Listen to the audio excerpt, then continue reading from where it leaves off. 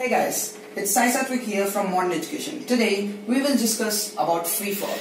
So what exactly and basically is free fall? An object moving in such a way that its acceleration as well as its direction is downwards, and acceleration is only acceleration due to gravity, right? So its acceleration is only due to gravity and its direction is always downwards. So now free fall, to solve problems of free fall is little difficult actually. But if you follow my three procedures, it will be very simple. So the first procedure is that identify the values of the quantities, of the quantities given in that question, and then find the best equation for the values which you have find it out, and then equate with the given equation, and then your answer is done. Right? So let us discuss two cases here to derive or to get the formulas for few quantities. So the first case is,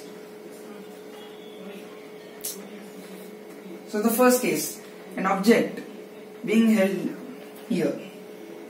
So you can take an example for free fall.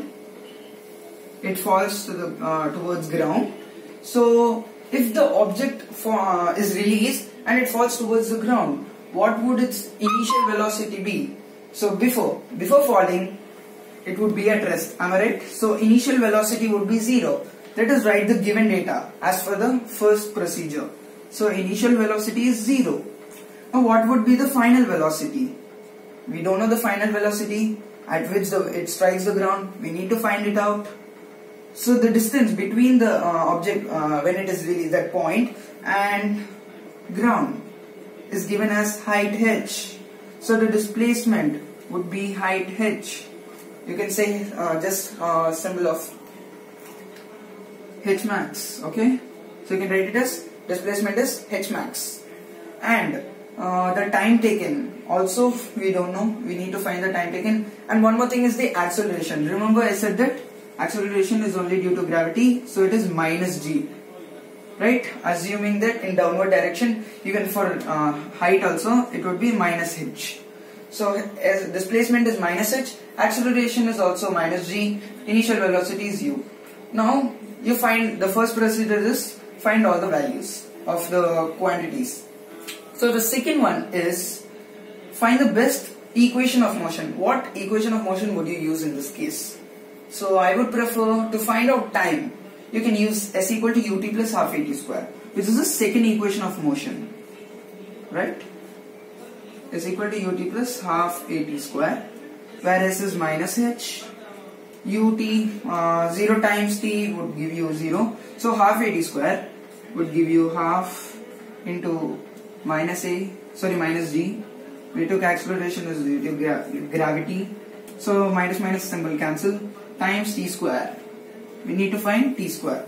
Now t square would give you, if this thing goes this side, it would give you 2h by g, and if this 2 goes on the other side, it would give you root 2h by g. So t is equal to root 2h by g. So the time taken for a body in free fall to reach the ground would give you root 2h by g. Now let us try to find out the velocity. You can find the velocity using first equation of motion, because we have initial velocity, acceleration as well as time, or you can use this third equation of motion, v square minus u square by 2s. So let's try with the third equation of motion.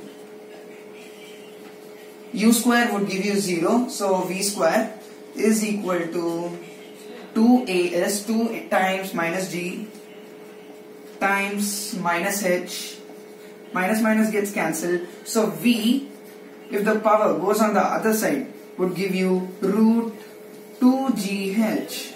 So this is the formula to find velocity at which an object strikes the ground if it is released from a certain height h away from the ground, right? The velocity would give you root 2gh. So I'm sure that you understood the first case very well. So we found out the time and velocity for a free fall body, right? It's not for the body which it is thrown upwards. We are discussing about free fall. In case 2, we'll even discuss about an object moving in upward direction. So that's all for case 1. Now let's move on to the case 2.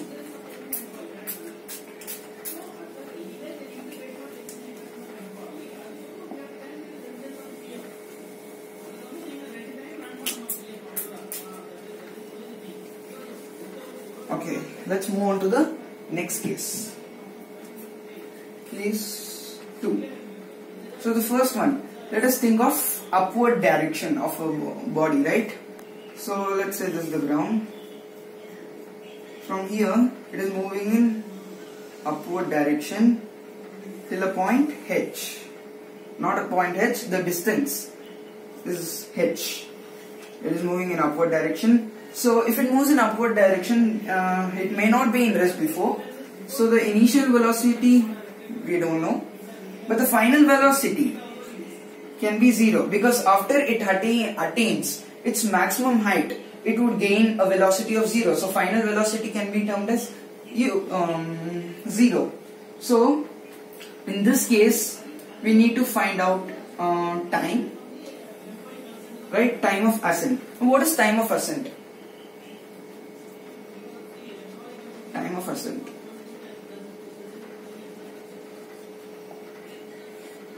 So we've already made a video on time of ascent and time of descent. So let me just give you a brief introduction on it.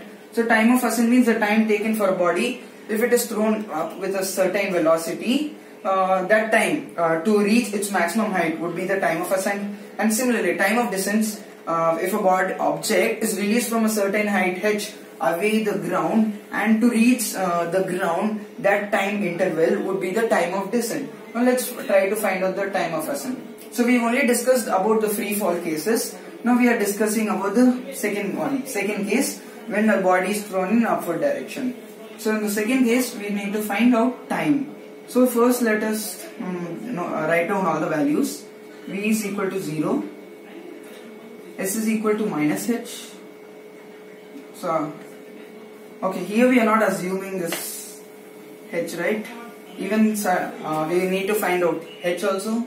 So we know acceleration would give you minus g. Okay, so we can use the first equation of motion, which is v equal to u plus at, right? V equal to u plus at. So v would give you 0. So if my u goes this side, it would be minus u equal to minus gt. So here minus minus gets cancelled, and time of ascent, remember time of ascent would give you u by g. So time of ascent would give you u by g. Now let us try to find out the height. So height or h max. Okay, so height. So what equation would you use for height? You can take v square minus u square equal to 2as. Do we have v value? Yes. A value v square. So v value we have 0. U value we don't have it. What and all values we have? We have time. It is u by g. V, t, and even acceleration value minus g. V is equal to u plus a. We can't use that because there's no s. And if you see about second equation of motion, s equal to ut plus half at square. Yes, let us try using second equation of motion. So h here would give you ut plus half at square. Where is ut? So ut we are yet to find. U into t plus half at square half minus g square. Okay. No. If you use second equation of motion, you won't get the because there's time square, right? So mostly you won't get the value for second equation of motion.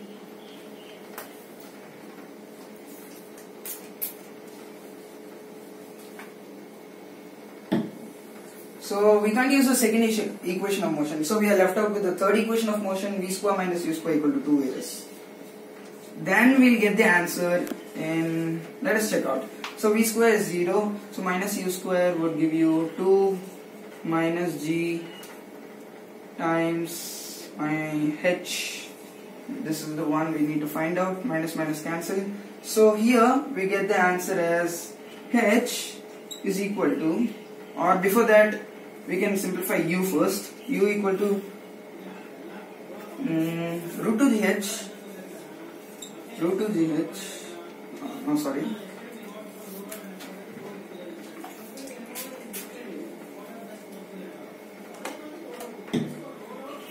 So here h is equal to u square by 2g.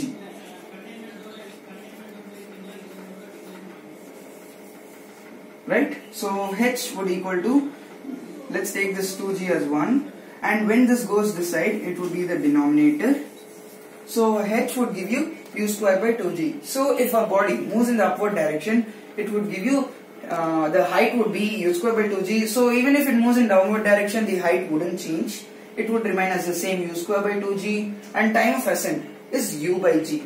Now let us see the remaining other one in case 2 itself.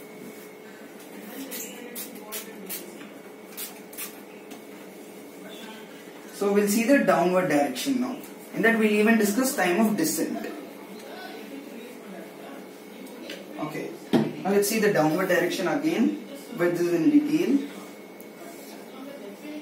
So it is moving in downward direction, and u would be 0, as we have already discussed. V would be root 2 gh, right? We have already discussed. Now let us try to simplify these things. And at height, I think we don't know. We need to find out the height. So, as well as we even know the acceleration. So u is equal to 0 here. V we don't. Okay, so just say root 2 gh, as well as acceleration, same, minus g. H we need to find out. So let us try to find the time of descent. Time of descent. Time of descent. Already told you what is time of descent. Time taken for a body from a certain height h. It needs to go to the ground. That time interval would be time of descent. So we can use the first equation of motion, v equal to u plus at. We don't know the value of v here. Suppose if assume that we are using first equation of motion, we don't know the value of v. We know the value of u.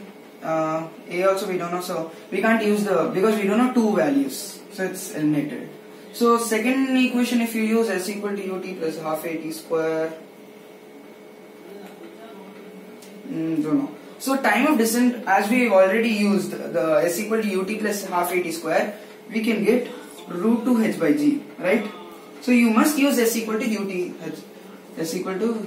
plus half at square. So this is the correct formula. Already we have used and got root 2 h by g. If we want to simplify it, 2 into what is h here? U square by 2g. In the denominator 1 by g, right? 2 gets cancelled, so the result would give you u square by g square whole square root. Now we can simplify as u by g whole square, where square and root gets cancelled. So u by g. So time of descent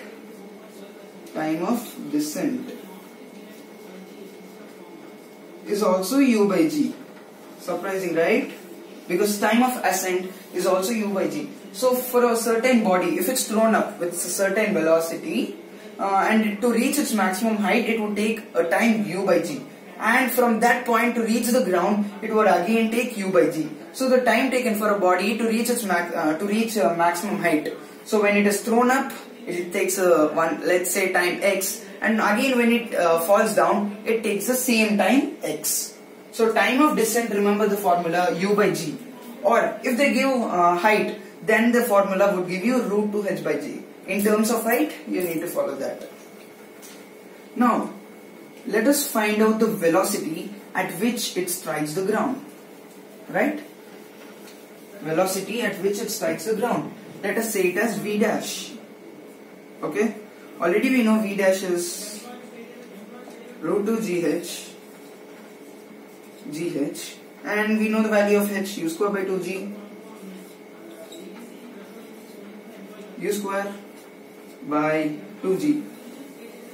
So 2g gets cancelled, and u square upon root, the square and root gets cancelled, so the value would give you u.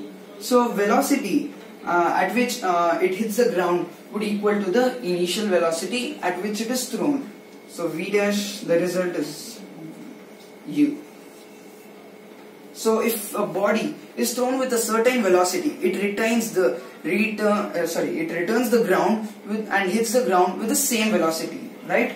A body is thrown with, let's assume, if it is thrown with a velocity of 10 meter per second, it returns the ground also with 10 meter per second, right? So I'm sure that you have understood both the cases very clearly.